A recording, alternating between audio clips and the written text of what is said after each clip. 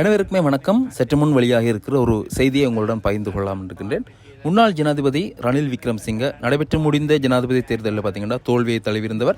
நாட்டை மீட்டெடுத்து தந்தவர் என்ற ரீதியில் நாட்டு மக்கள் அவருக்கான ஆதரவை வழங்குவார்கள் என்ற எண்ணத்தில் பார்த்தீங்கன்னா தேர்தலில் போட்டியிருந்த ரணில் விக்ரமசிங்க தோல்வியை சந்தித்திருந்தார் என்பது குறிப்பிடத்தக்கது. அதனைத் தொடர்ந்து பார்த்தீங்கன்னா இன்றைய தினம் வெளியாக இருக்கின்ற செய்திகள், உத்தியோகபூர்வமான செய்திகள் அடிப்படையில் ரணில் விக்ரமசிங்க இனிவரும் தேர்தல்களில், நாடாளுமன்ற தேர்தலாக இருந்தாலும் சரி, ஜனாதிபதி தேர்தலாக இருந்தாலும் சரி, தேர்தலில் போட்டியிட மாட்டார் என்றும் நாடாளுமன்றத்துக்குள் பிரவேசிக்க மாட்டார் என்றும் பார்த்தீங்கன்னா ஐக்கிய தேசிய கட்சியினுடைய பிரதி தலைவர் ருவான் விஜயவர்தன அவர்கள் தெரிவித்துள்ளார்.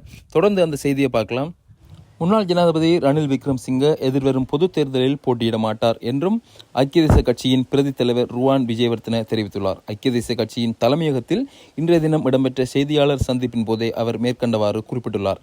மேலும் தேசிய பட்டியலின் ஊடாகவும் ரணில் விக்ரமசிங்க மீண்டும் நாடாளுமன்றத்திற்கு வரமாட்டார் எனவும் அவர் இதன்போது குறிப்பிட்டுள்ளார்.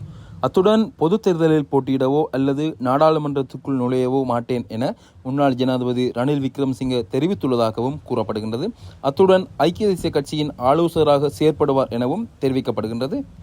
இதேவேளை ஐக்கிய தேசிய கட்சி கிடைத்த ஒரே ஒரு தேசிய பட்டியல் ஆசனம் வஜிர அபேவர்த்தனவுக்கு வழங்கப்பட்டுள்ளமையும் குறிப்பிடத்தக்கது.